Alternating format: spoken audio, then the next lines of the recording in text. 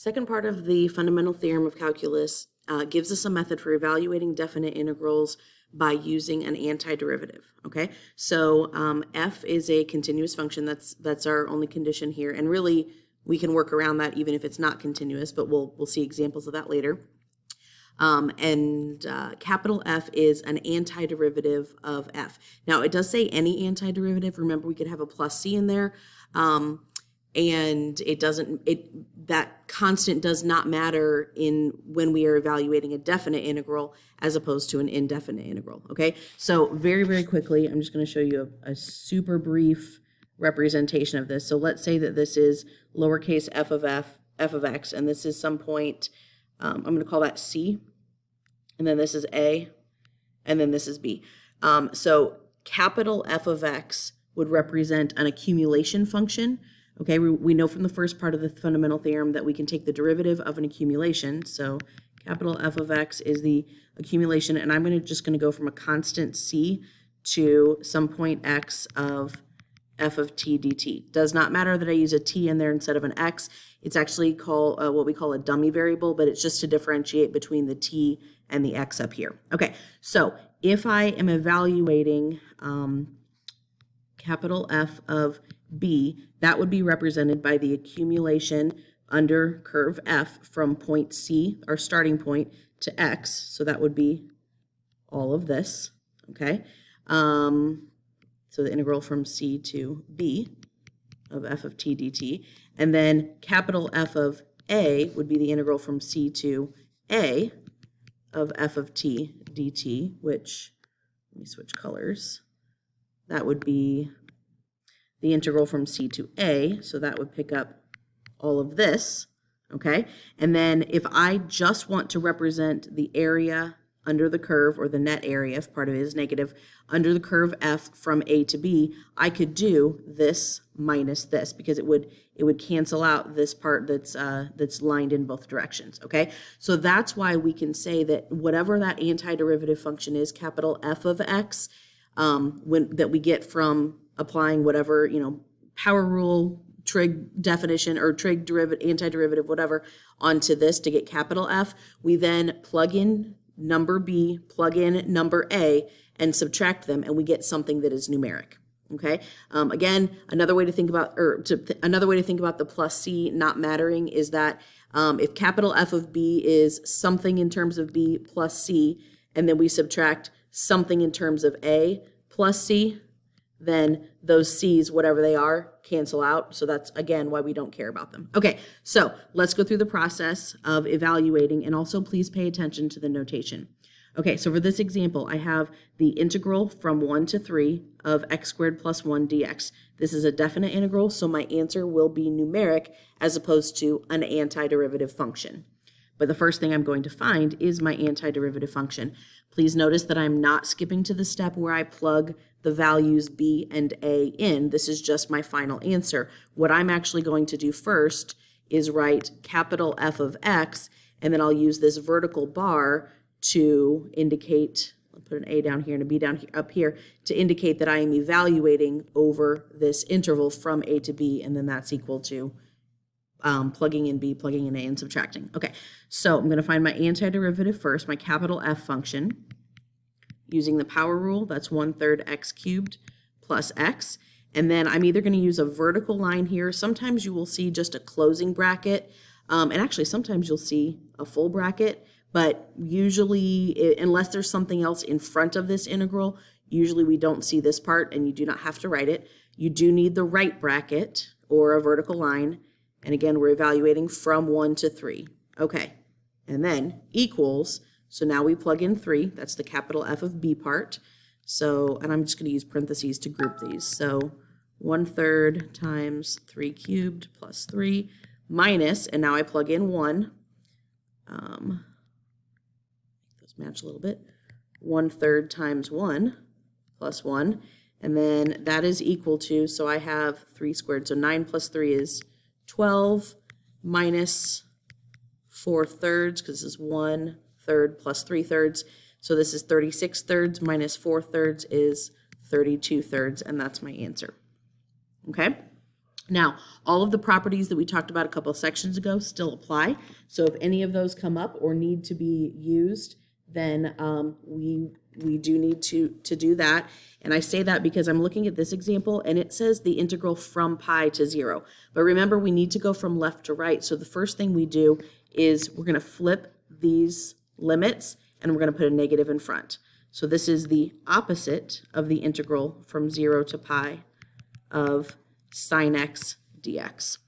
Okay, so what's the antiderivative of sine? Well, actually, it's we know that the derivative of cosine is negative sine, so we could think of it as taking this negative and moving it on to the inside, or we could just say the antiderivative of sine x is negative cosine x, but there's still a negative in front. So either way, we end up with positive cosine x, and again, evaluating from 0 to pi. Okay, and I'm going to plug in pi, I'm going to plug in 0 and subtract. So cosine of pi minus cosine of 0, you don't need to write that step, you could just evaluate it. Cosine of pi is -1, cosine of 0 is +1, so we have -1 minus +1, -2. Okay, let's go back and see if this makes sense for this function, because we know what sine looks like. So let's go ahead and look at this. Okay, so here's sine from 0 to pi. Why is it that we would have an integral value of -2? Well, it's because we're going from pi to 0, we're going backwards, okay? So we're going to have the opposite of the area of that region. Okay, let's do another one here.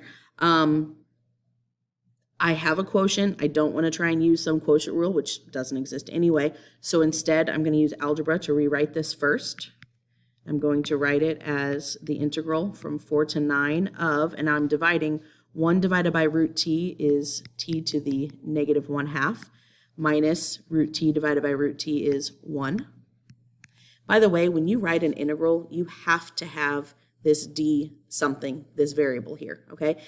Think of it as the other bookend with the integral symbol. Whether it's a definite integral or indefinite integral, we have to have both of those. So the part on the inside is called the integrand, okay? But to have a complete integral, we need both the summa, this notation in the front, and the d something, in this case t. All right.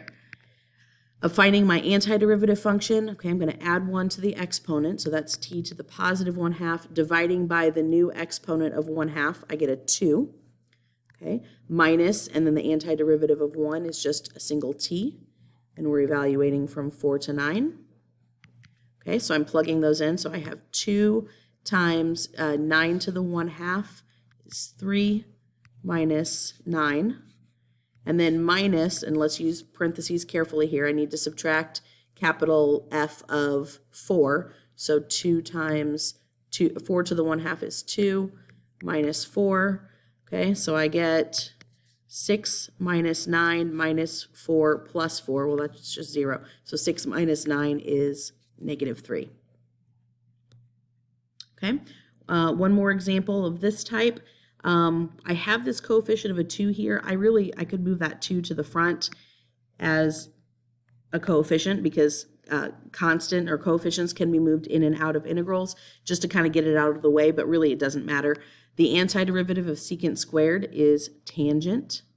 Okay, so tangent theta has a derivative of secant squared theta, but remember I've got a 2 as a coefficient in front, and then I'm evaluating from -pi/4 to +pi/4.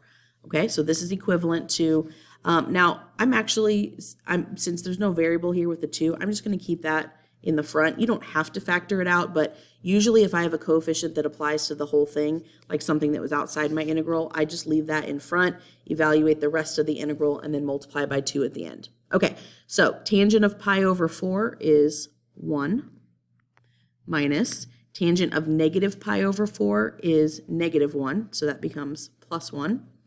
And so I have 2 times 2, which is 4. Okay, I'm going to do one more example on this video, and then I'm going to do the rest of the notes in another video. Okay, so this one right here, I don't have an algebraic expression for f or f prime or anything, but I do have f double prime is equal to 3. Notice that this says f double prime of x is equal to 3. This is a function. It happens to be a constant function, but it is a function not a point. This is an ordered pair, 2, 5 on the graph of f prime, and then this is also an ordered pair. And this is asking us to find f of x. Okay, so let's start with the function here that we have, f double prime of x equals 3.